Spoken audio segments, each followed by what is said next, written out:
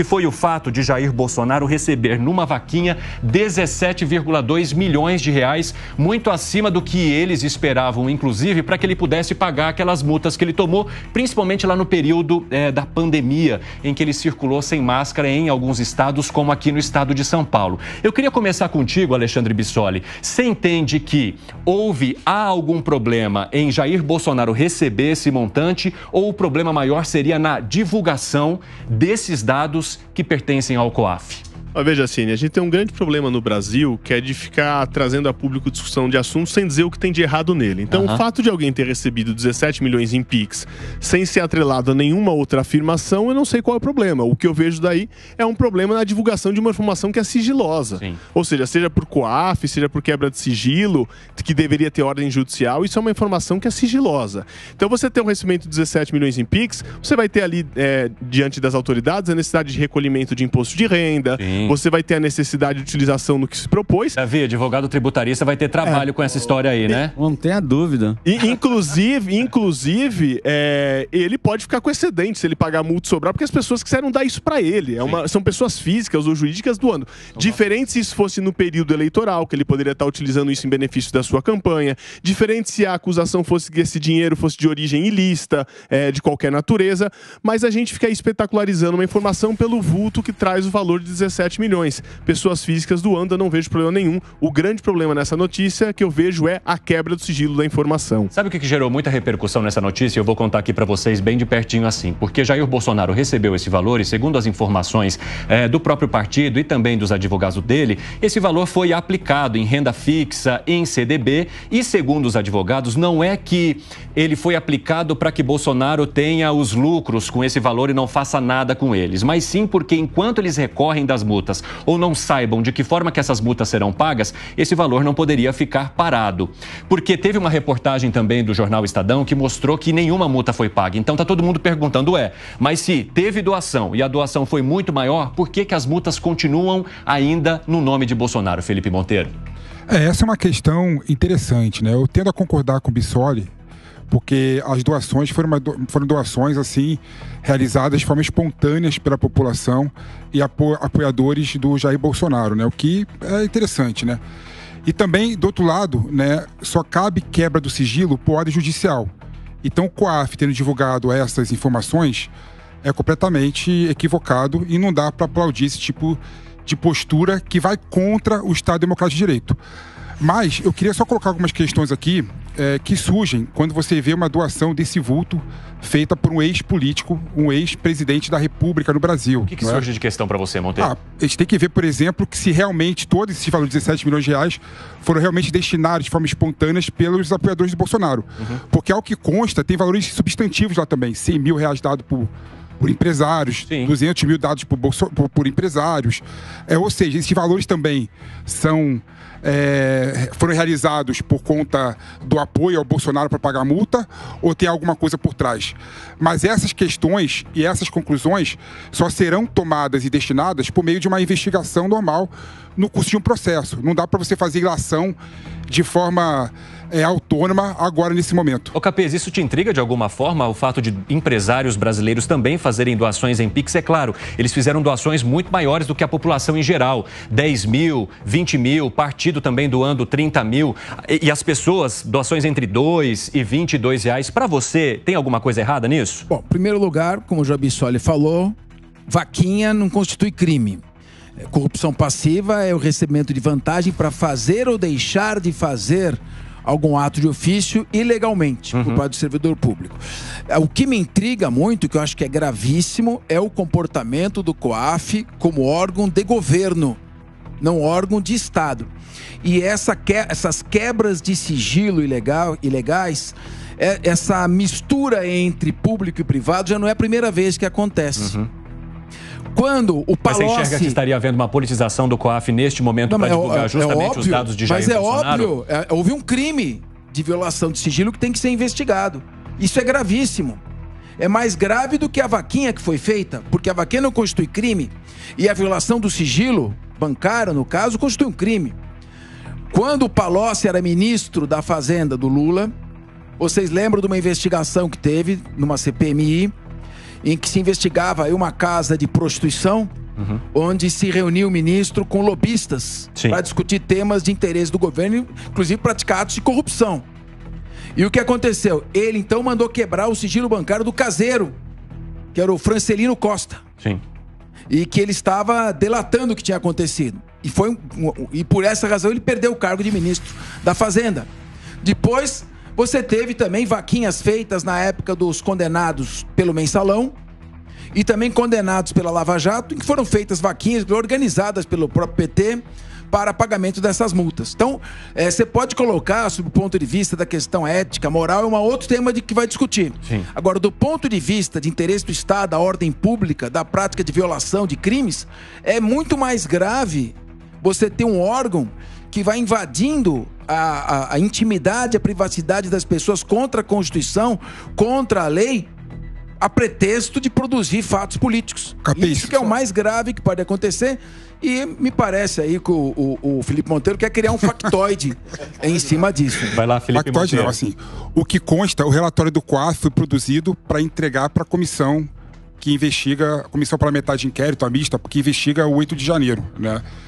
Então, o COAF, ele não divulgou essas mensagens, esse relatório, para o público em geral, de forma proposital, ao que eu tenho conhecimento. Então eu vou lhe dizer mandou uma coisa. Mandou para a CPMI e a CPMI que divulgou esses documentos. E muito bom. Quando isso acontece, doutor Felipe Monteiro, professor Felipe Monteiro, em cujo lançamento de livro eu fui, o livro, aliás, é muito bom, então você sabe o que está falando.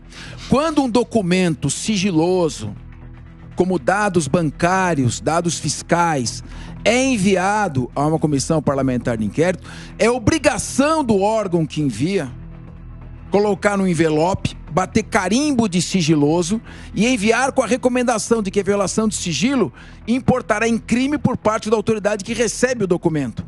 Nenhuma dessas cautelas foi tomada. Ou seja, você envia um documento sigiloso para uma CPI pública querendo que tenha publicidade, é óbvio. Uma pergunta sincera e honesta de uma pessoa que te admira, entendeu? Para um professor, que você é um professor, a vida toda é meu professor, né?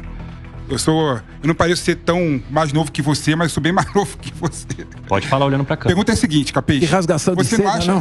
Você não acha? Pelo amor de Deus. Olha, eles estão se agradando demais pra... Corintiano e puxa-saco em todo lugar. Agora vem, escuta. Foram divulgadas as informações públicas de todos os pagadores e doadores para o Bolsonaro.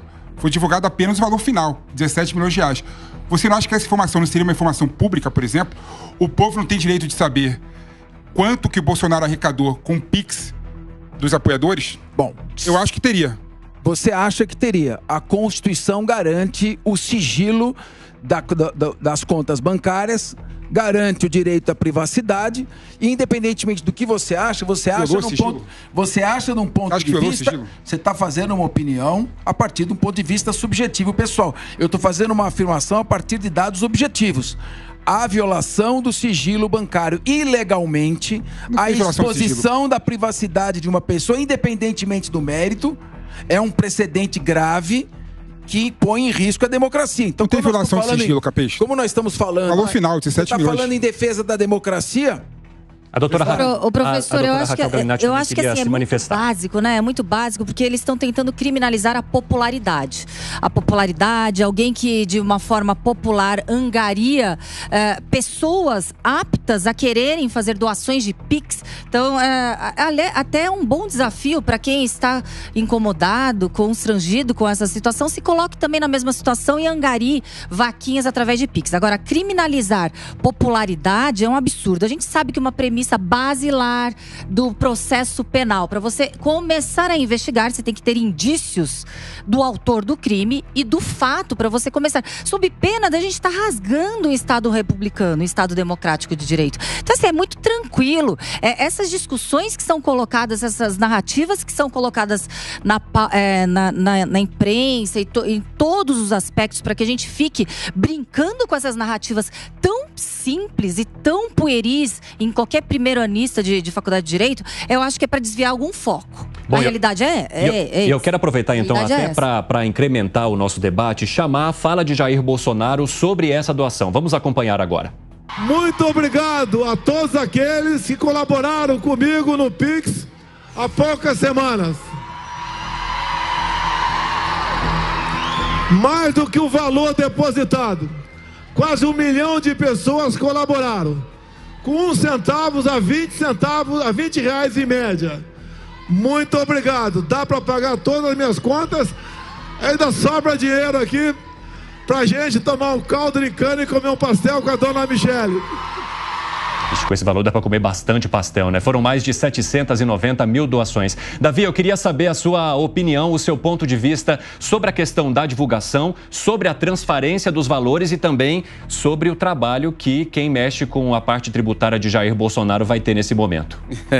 Bom, eu estou aqui com a maioria aqui da bancada. Eu acho que a grande ilicitude nesse fato foi a divulgação.